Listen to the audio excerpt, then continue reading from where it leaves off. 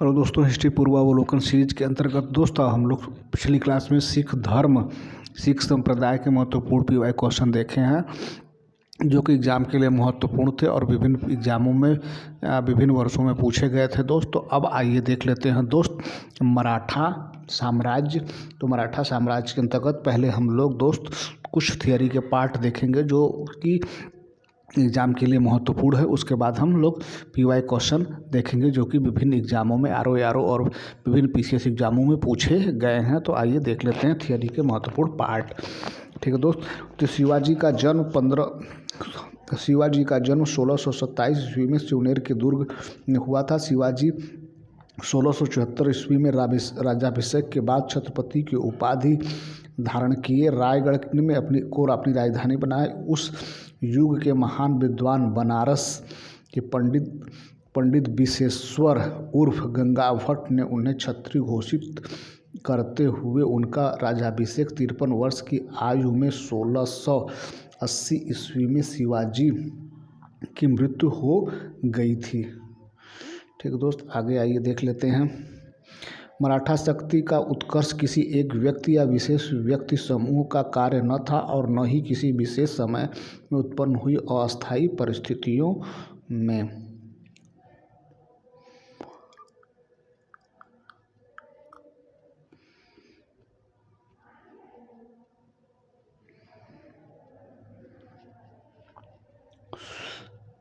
परिस्थितियों का परिणाम था।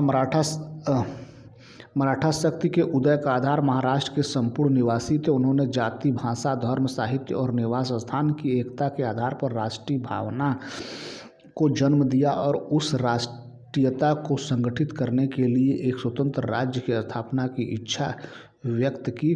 महाराष्ट्र की भौगोलिक परिस्थितियां भी मराठा शक्ति के उत्कर्ष में सहायक थी। शिवाजी और अन्य मराठा नेताओं की उच्च नेतृत्व क्षमता भी उनके लिए भागीदार थी।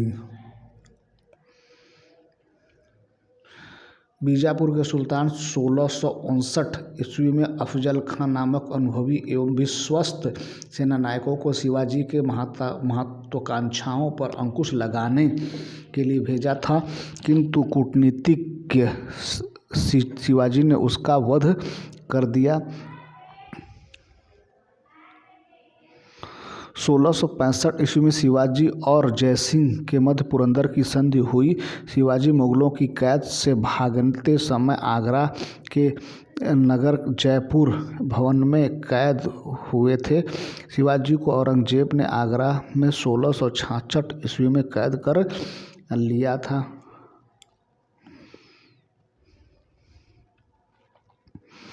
शिवाजी ने राज्य के प्रशासन के लिए केंद्रीय स्तर पर अष्टप्रधान की व्यवस्था की थी, जिसके अंतर्गत 8 मंत्रियों को नियुक्त किया गया था। इसमें पेशवा, अमात्य, मंत्री, सचिव, सुमंत, सेनापति, पंडितराव एवं न्यायाधीश शामिल थे। ये निम्न प्रकार हैं। आइए देख लेते हैं दोस्त।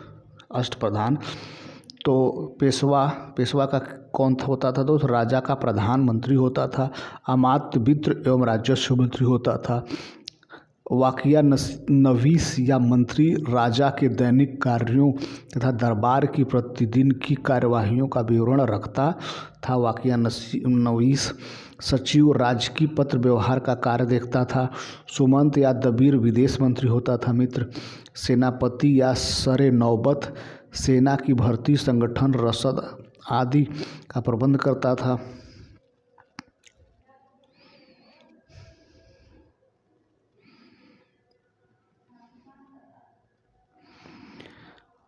पंडितराव विद्वानों और धार्मिक कार्यों के लिए अनुदानों का दायित्व था दोस्त। न्यायाधीश क्या था दोस्त? तो न्यायाधीश मुख्य न्यायाधीश था जो न्याय का काम करता था।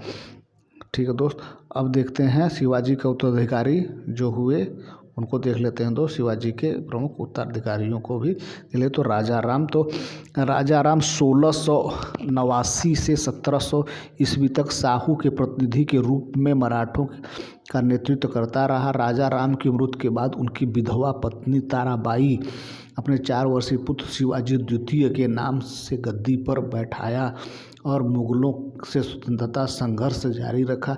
औरंगजेब की मृत्यु के समय मराठा नेतृत्व ताराबाई के हाथों में था। संभाजी के बाद मराठा शासन को पेशवा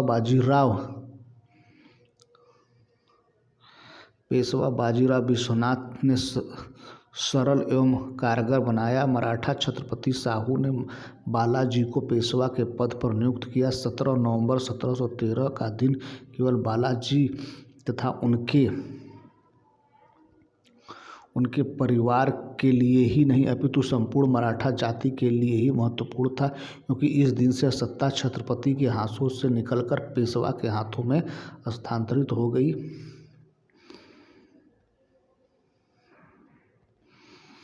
बालाजी विश्वनाथ का शासनकाल 1713 से 1720 ईस्वी के बीच रहा। 1720 में शाहू ने बालाजी विश्वनाथ के बड़े पुत्र बाजीराव प्रथम को पेशवा नियुक्त किया। बाजीराव प्रथम का कार्यकाल 1720 से 1740 ईस्वी तक था। बाजीराव 1740 में बाजीराव की मृत्यु के पश्चात पेशवा बने तथा 1761 तक पेशवा रहे। माधवराव का शासनकाल 1761 से 1772 तक रहा। 1772 में माधवराव की मृत्यु के पश्चात उसका भाई नारायण राव अपने चाचा रघुनाथ राव, जो पेशवा बनना चाहता था, के षड्यंत्रों का शिकार बन गया।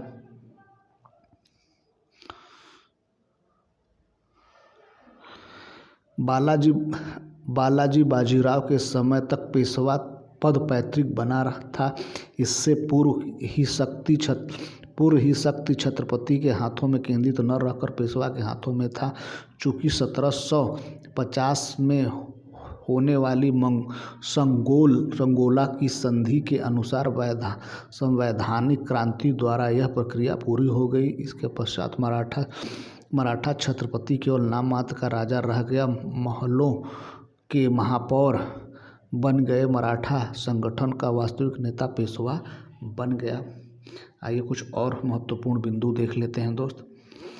मराठा काल में सरंजामी प्रथा भूराजस्व प्रशासन से संबंधित थी। इस काल में मराठा जागीरों से सरंजामी भूमि उसके निर्वहन के लिए प्रदान की जाती थी। जनवरी 1757 में अहमद शाह अब्दाली दिल्ली में प्रवेश कर गया और उसने मथुरा तथा आगरा तक लूटमार की। अपनी वापसी से पहले अब्दाली भारत में आलमगीर द्वितीय को सम्राट, इमादुल मुल्क को वजीर, रोहेला सरदार नजीबुद्दौला नजीम खान को साम्राज्य का मीर बख्शी और अपना मुख्य एजेंट बना कर वापस चला गया।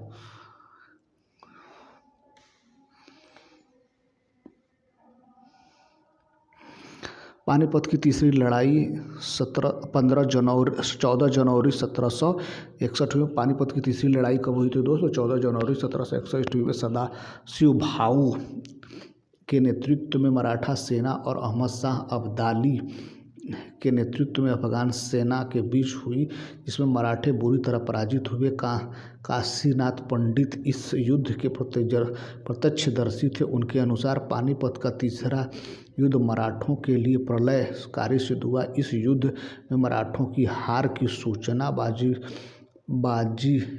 बालाजी बाजीराव को एक व्यापारी के द्वारा कूट संदेश के रूप में पहुंचाई गई, जिसमें कहा गया कि मोस्ट इम्पॉर्टेंट है दोस्त यहाँ से, 2 मोती विलीन हो गए, 22 सोने की मुहरें लुप्त हो गई और चांदी तथा तांबे के सिक्के तो पूरी तरह गणना ही चांदी के सिक्के की तो गणना ही नहीं की जा सकती थी। पानीपत की लड़ाई का तात्कालिक कारण यह था कि अहमद शाह अब्दाली अपने वायसराय तैमूर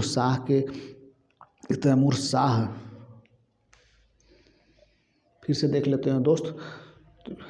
2 मोती विलीन हो गए, 22 सोने की मुहरें लुप्त हो गई और चांदी तथा तांबे के सिक्के की तो पूरी गणना ही नहीं की जा सकती है। पानीपत की लड़ाई का तात्कालिक कारण यह था कि अहमद शाह अब्दाली अपने वायसराय तैमूर शाह के मराठों द्वारा लाहौर के निष्कासन का बदला लेना था। अहिल्याबाई मराठों के होलकर वंश की शासिका थी। होलकर वंश इंदौर पर काबिज था उस समय। ठीक है दोस्त, तो ये रहा दोस्त महत्वपूर्ण रूप से मोस्ट इम्पॉर्टेंट टॉपिक जो कि मराठा साम्राज्य से संबंधित था दोस्त। तो मराठा साम्राज्य से महत्वपूर्ण 1 से 2 क्वेश्चन विभिन्न एग्जामों में पूछे जाते हैं दोस्त। तो अब हम कल देखेंगे PY क्वेश्चन जो कि शिवाजी और मराठा साम्राज्य से संबंधित थे, जो विभिन्न PCS एग्जामों में RO में पूछे गए हैं। तो रहा आज का वीडियो दोस्त। Thank you so much for watching this video.